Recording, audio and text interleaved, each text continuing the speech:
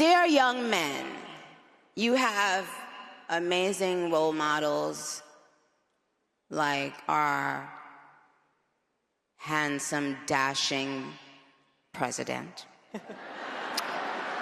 And you have amazing role models like the assassin JD Vance, our vice president. And when I say that,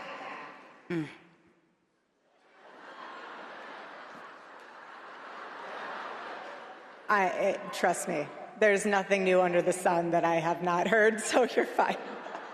We need to nurture young girls. Yes, whether they are black, white, Asian, Hispanic, they still need to be nurtured. They cannot continue to pay for other people's sins. They haven't done anything wrong. Amen.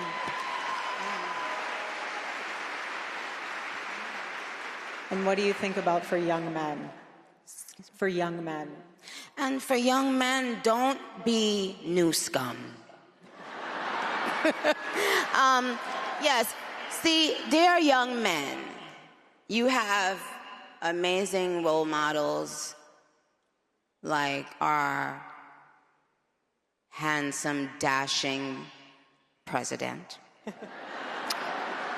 And you have amazing role models like the assassin JD Vance, our vice president. And when I say that,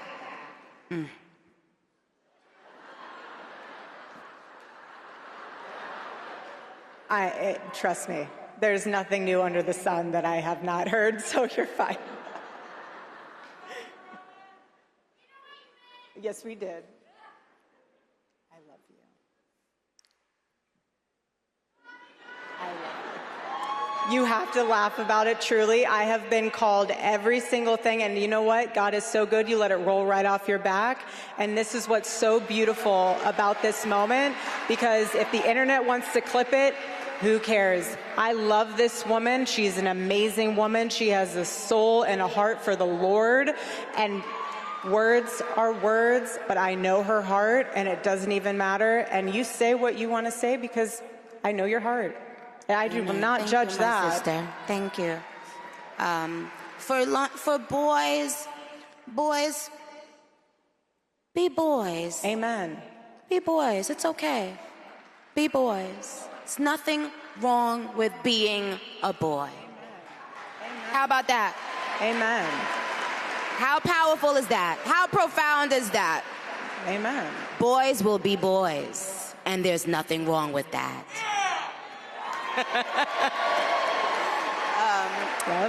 Yeah, that's what I want to say. What's something the media and the world in general misunderstands about you? Oh, I think people think maybe that I'm mean, or, maybe when you have a strong presence as a woman, it's easy to just box you into one box, like one category of mean or, other words. They want to put you in a box to be able to label you what they want you to be, but you're so much more than that. Because you intimidate them, and they want to find something. And if they can't find something, they'll make something up. They will. And so they'll put a label on you. But, it doesn't, what people misunderstand about me now, I don't care about it. I really don't. In fact, I love that they misunderstand me now. I do too, because it shows that you're not a part of this world. Someone once told me, do not be surprised when the world acts like the world. And I held on to that so much, because even being in this role now, they're trying to figure me out. Okay, enjoy. I am who I am. There's nothing to hide. And I know you feel the same way when people misunderstand you, and you're like, okay, well, I have an audience of one. Well, now I have an audience of two, but I have an audience in heaven, and I know the Lord knows me, Lord knows you, and he put everything in you to be able to make a difference in this world. Likewise to all of you students and everyone else here. And to go into that further, I know that this, and I'll end on this, I know that a lot of you guys have been hearing about, you know, we are doing this for Charlie, and we're doing this for his legacy, but we're also doing it because each and every one of you guys have a legacy. And I want you guys, when you leave this conference, to take something with you. And when it gets tough out there, I want you to hold with you a word. It could be anything. For me, it's Charlie. But for you guys, it could be, I don't know, refocus, family, children, future, something. Hold that word in your heart so that when you go back out into the world and you have someone screaming in your face, someone spitting in your face, someone flipping your table on campus, someone making fun of you because you're a conservative, someone making fun of you because you love the Lord, say that word to yourself out loud or internally to refocus your brain and your heart and your soul, to know that you're about something so much bigger and greater. The legacy with Turning Point USA, yes, but also for yourself. And so, Nicki, I want to ask you in closing, what is something that you want to leave as a legacy in this world for your family, for your baby, for just everything? Well,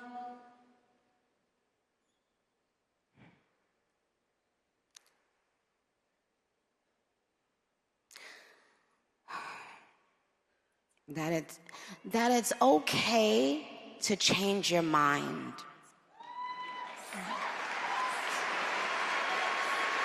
Yeah, it's okay to change your mind. You don't have to, you know, sometimes there's a lot of things projected onto you when you change your own mind. You know, they project fear, shame onto people who don't think and do as they think and do. But I've traveled the world. I've performed for huge crowds all around the world. And no matter how many songs I do on that stage, it didn't mean as much as this. Because this is a direct link for younger people. This is a direct link between young people and God. And there's been a lack of that. There's been a lack of that in our media, in our everyday conversations. People have been, you know, interestingly enough, people have been, even Christians have been being persecuted right here in our country in different ways. So when we talk about Nigeria and other countries, know that prior administrations saw nothing wrong with that. And that's what was wrong with them.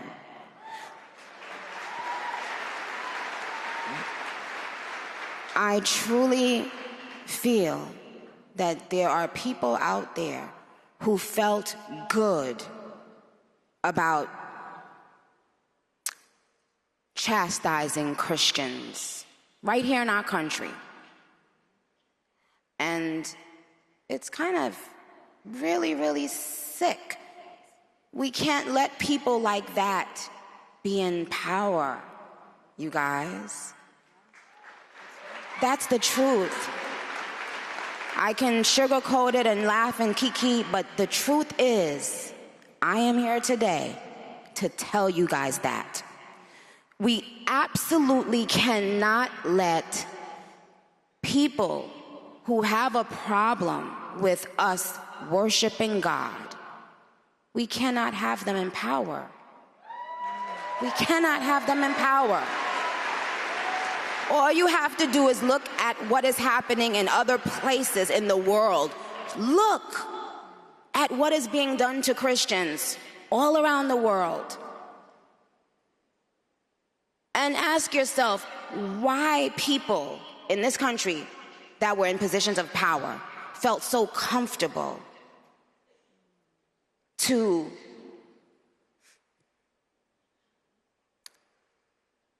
try to take our voices from us. They were that afraid. They are that intimidated. They are that insecure. They are that small inside that hearing us and seeing us worship God irritated them. Our spirit irritates them because when we speak, they get shown up. When the truth walks in the room, the lies hide. They don't come out willingly. You gotta pry it out of them. They hide because they don't want you or anyone to know who they really are behind closed doors, because even they know how evil it is to try to deprive people of worshiping God. Amen. We love you. Nicki Minaj. Thank you, guys. My darling, thank you for having me.